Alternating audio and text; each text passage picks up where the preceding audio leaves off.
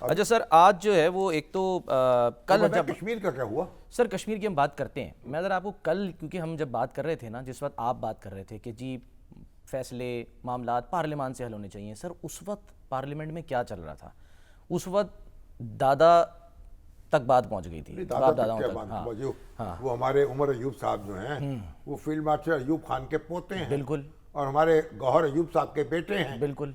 और अब वो कह रहे थे कि जो लोग कानून शिकन, दस्तूर शिकन है ना, उनके उनको आर्टिकल 6 लगना चाहिए, उनको तो सजा मिलनी चाहिए। हाँ, और उसका जवाब क्या उसका आया? जवाब ख्वाजा साहब ने दे दिया। सुने सर तो जरा फिर एक अयूब खान से शुरू कर लीजिए। हाँ, जरा तो दिखा उनके दें सर। दादा थे अपने। हाँ। तो चलिए, तो अब उनके जो ख्वाजा आसिफ के वालिद साहब हैं, ख्वाजा सफदर। ख्वाजा मोहम्मद सफदर, हमारे तो बड़े दोस्त थे, हमारी बड़ी न्याजमंदी थी उनसे, बुजुर्गों में शुमार थे हमारे। यहाँ वो लीडर ऑफ द ऑपोजिशन रहे हैं नवाब कालाबाग के दौर में और यूब खान के दौर में, मगरबी वेस्ट पाकिस्तान असेंबली में, हाँ, बिल्कुल। और बड़े धड़ल्ले के आदमी थे। अच्छा। लेकिन जब जनरल ज़ियाउल हक ने मजलिस शूरा बनाई तो उसके वो चेयरमैन बन गए, सही। उसके शूरा के चेयरमैन बने। और फिर जब इलेक्शन हुआ तो स्पीकर के उम्मीदवार थे वो, अच्छा। जनरल ज़ियाउल की तरफ से। अच्छा। और फखर इमाम जो थे वो इंडिपेंडेंट खड़े हो गए उनके मुकाबले में, और फखर इमाम जीत गए। अच्छा। ख्वाजा सफदर हार गए। वो तो भुट्टो की जो मुखालफत थी, या भुट्टो साहब का जो दौर था, उसके जो मामलात थे, वो उनको ले गए। यानी जनरल ज़ियाउल हक की कुर्बत इस वजह से हुई ना। ख्वाजा सफदर तो बेचारे खद्दर का लिबास पहनते थे, बस पे सफर करते थे और सादा खाना खाते थे। चौधरी मोहम्मद हसन चट्टा और वो आते थे यहाँ, उनसे गप्पे लगती थी बात, और कलंदर लोग थे। तो उनका कोई मनफत की तो बात थी नहीं। तो सर फिर माफी क्यों मांगते हैं वो? नहीं, माफी तो इन्होंने मांगी कि मजलिस शूरा के चेयरमैन बन गए और जनरल ज़ियाउल हक का साथ दिया। ओ भाई, साथ तो इसलिए दिया ना, भुट्टो साहब ने जो तमाशा किया था इस मुल्क में, जीना हराम कर दिया था लोगों का।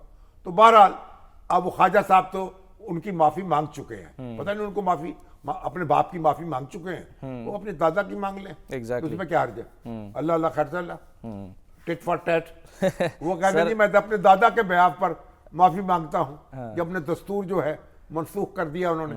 1956 का दस्तूर जो 9 साल की मेहनत के बाद बना, और मशरकी और मगरबी पाकिस्तान का जिसपे कंसेंसस था, कंसेंसस डॉक्यूमेंट, उसको वो मेजर जनरल सिकंदर मिर्जा ने, खुदा उसको गारत करे, वो सदर पाकिस्तान थे, उन्होंने और उन्होंने मिल के उसको तोड़ दिया। और फिर मुल्क दस्तूर क्या तोड़ा, मुल्क तोड़ दिया, उसकी बुनियाद रख दी। उनको भी तो सजा मिल गई ना फिर। अगर 56 का दस्तूर ना टूटता, इस मुल्क भी ना टूटता, ये बांग्लादेश ना बनता। तो अब किस किस बात का रोएं? शुरू वहीं से हुआ ना सिलसिला इसका। तो मतलब उन्होंने सबसे पहला मार्शल लॉ लगाया इस मुल्क में, दस्तूर तोड़ा, और उसके बाद तो फिर अब दस्तूर तोड़ने की जरूरत तो उसके बाद किसी में हो नहीं सकी, मुअत्तल होता रहा, क्योंकि तोड़ने के तो नुकसान देख चुके थे। जनरल ज़ियाउल हक ने भी मुअत्तल किया, परवेज मुशर्रफ ने भी मुअत्तल किया, इमरजेंसी लगा के। इमरजेंसी। बात यह है, तो अब तारीख जो है वो तो दागदार है ना, तन हम दाग दाग शुद्ध बम्बा कुजा कुजा ने हम।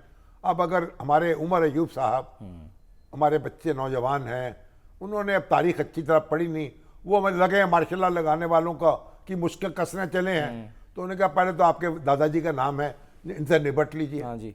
तो फिर आप आज उसका सर वो जवाब दे रहे थे, कल पूरी बात की उन्होंने, लेकिन जब आज वो बात कर रहे थे और वो ख्वाजा सफदर तक पहुंचने की कोशिश कर रहे थे, तो स्पीकर साहब ने उनको बोलने नहीं दिया। का तो लेना देना कोई नहीं बेचारों का। सर वो पता नहीं, सुनाए सर, मैं आपको दिखाऊं वो क्लिप जरा कि क्या हुआ, क्या दिखाइए जरा। बोलने नहीं दिया सर उनको। अब देखिए, फील्ड मार्शल अयूब खान ने कॉन्स्टिट्यूशन तोड़ा, एक दफा नहीं तोड़ा, 2 दफा तोड़ा।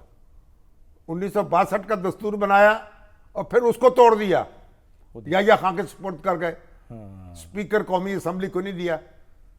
एक मीटिंग में जब वो अपनी सदारत छोड़ चुके थे, अच्छा, और हंगामा बरपा था मशरकी और मगरबी पाकिस्तान का, तो कहीं मजीद नदामी साहब से उनका टाकरा हो गया, तो पूछने लगे अब आ गई आपकी जमहूरियत।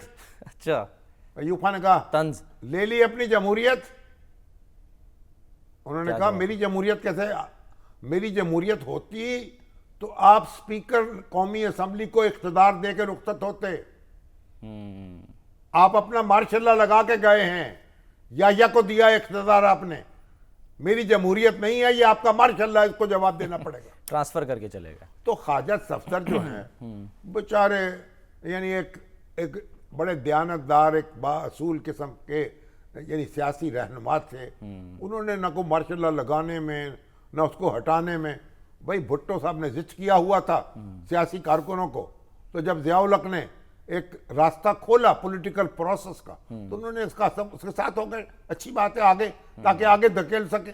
चलिए, उनके बेटे ने कहा जी मैं माजरत करता हूं, मैं अपने वालिद की तरफ से, चलो कर लिया, वो अपने दादा की तरफ से कर लें, चलो हिसाब बराबर हो जाएगा। सर ब्रेक पर जाने मगर से असल पहले बात तो यह है भाई, बाप दादा से कहां तक निपटते रहोगे?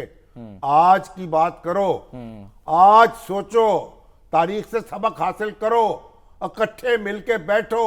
उमर अयूब साहब अपने जनाब खान साहब को भी कहें और वो अपने नवाज शरीफ साहब को भी कहें, ख्वाजा साहब सबको इकट्ठे मिलके बैठें, आज हालात ठीक सर, करें, ब्रेक पे जाने से आज पहले जमहूरियत को मुस्तहकम करें, हाँ। आज मामलात को बनाएं। माजी में कहां आप लोगों से उलझते रहेंगे? अब माजी को दुरुस्त करने का शौक है और हाल की फिक्र नहीं है, मुस्तकबिल की फिक्र नहीं है।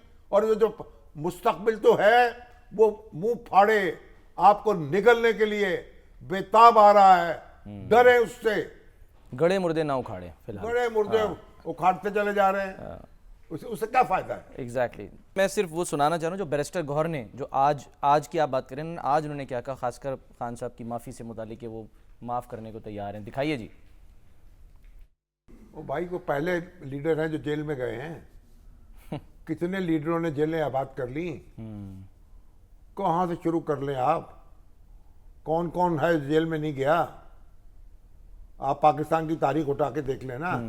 तो अभी आपके सामने आप देखें क्या कैद भुगती है, नवाज शरीफ साहब ने नहीं भुगती और शाहिद खाकान अब्बासी नहीं भुगती। बिल्कुल। तो ठीक है, ये कैदो बंद का सिलसिला खत्म होना चाहिए, लेकिन कोई अनोखी बात तो नहीं है ना। दिल बड़ा करें और दिल पे पत्थर रखें और आगे की फिक्र करें। तो लीडर जो होते हैं, लीडर कवाल नहीं होते, कवाली करके मसाइल हल नहीं कर सकते आप। मसला हल कर तलाश करना पड़ता है, नतीजा पैदा करना पड़ता है, तब लीडर बड़ा होता है, और डायलॉग्स के जरिए, और डायलॉग के जरिए आगे बढ़ता है। अब ये बात तो दुरुस्त है, फौज को अपना काम करना चाहिए, एजेंसियों को अपना काम करना चाहिए। आप इकट्ठे होकर रास्ता रोक ले, कानून की दीवार खड़ी कर दें और तय कर लें कि आइंदा से हम ये काम नहीं करेंगे, एक दूसरे को जिच करने के लिए किसी तीसरे के साथ नहीं मिलेंगे। ठीक है।